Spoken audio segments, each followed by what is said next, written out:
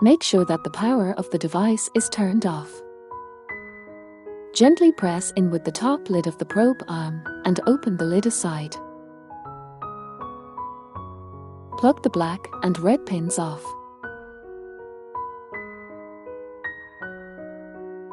With one hand fixing the probe, the other one pulling the pipeline out.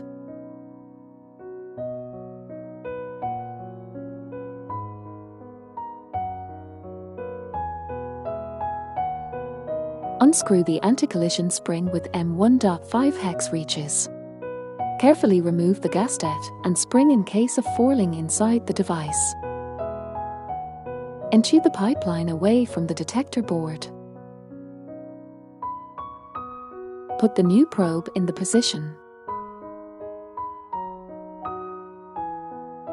Put the spring and gasket in the original position.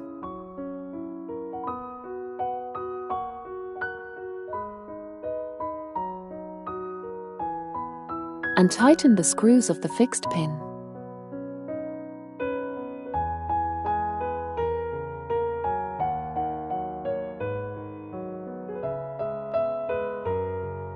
Insert the pipeline back to its original position with sandpaper to ensure that the pipeline is not bent, burred or damaged.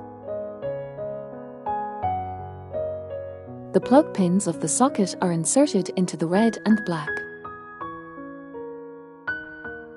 Cover the top lid. It finished it when you hear the click.